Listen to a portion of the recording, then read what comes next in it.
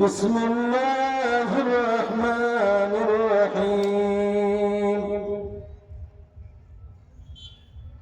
قال الله تعالى في كلامه المجيد والفرقان الحميد.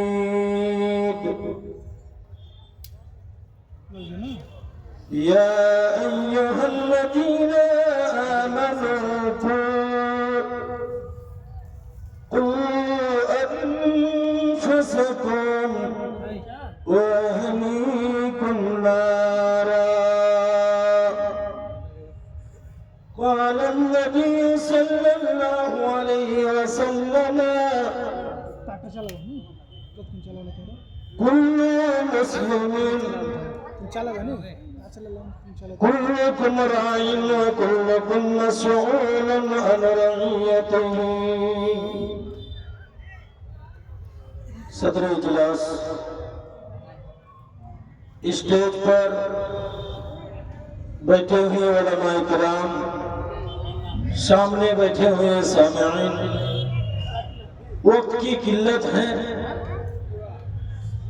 میں نے جو آپ لوگوں کے سامنے سورہ تحریم سے ایک چھوٹی سی آیت کریمہ پیش کیا ہوں، اس کا مفہوم اور مطلب پر اگر روشنی ڈالنا چاہوں تو بہت وقت کی ضرورت ہے، لیکن میں مختصر انداز سے کہوں گا. اس آیت کریمہ کے اندر کیا ہی خوب اچھے انداز سے اللہ تعالیٰ نے سمجھایا، جیسے دنیا سمجھا رہی ہے، جیسے دنیا ایک دوسرے کو صلاح دیتی ہے، اسی طرح سے اللہ تعالیٰ نے سمجھوتا دیا. آپ کو ایک مثال دو تاکہ یہ آیت کریمہ آپ کے لیے سمجھنا بالکل آسان ہو جائے. میرے پیارے ساتھیوں، مان لو کہ میں بے نمازی ہوں، 1 منٹ کے لیے مان لو کہ میں شرابی ہوں، مان لو کہ میں سود کھانے والا ہوں، اور میں مہاراج پور مغل پاڑا کے لوگوں کو نماز کا میسج کرنے جا رہا ہوں. مہاراج پور مغل پاڑا کے لوگوں کو کہتا ہوں شراب نہ پیو، ان لوگوں کو کہتا ہوں دارو نہ پیو، جوا نہ کھیلو، لیکن ساری چیز ہمارے اندر موجود ہے. میرے پیارے ساتھیوں، اب بتاؤ کہ دنیا اسے کیا جواب دے رہی ہے. دنیا کہے گی پہلے تو اپنا پچھواڑا دے، پہلے اپنے گریبان میں جھانک کر دے. ارے وہ مجھے شراب سے منع کرنے والا تو کون ہوتا ہے؟ تیرا بیٹا ہی شرابی، تیرا باپ بھی شرابی. پہلے اپنے باپ کو ٹھیک کر لے، پہلے اپنے بھائی کو ٹھیک کر لے، اس کے بعد میں تم میرا اصلاح کرنے کے لیے آنا. میرے پیارے ساتھیوں، ٹھیک آپ کو میں نماز کا میسج دو. اگر میں کہوں نماز پڑھ لو، اگر آپ کو میں کہوں تم اپنی بیٹیوں کو پردے میں رکھو، اگر میری بیٹی میری بیٹی خود لاپرواہی سے چل رہی ہے، پردہ نہیں کر رہی ہے، لوگ کیا کہیں گے؟ مولانا کیا تمہیں شرم نہیں آتی ہے؟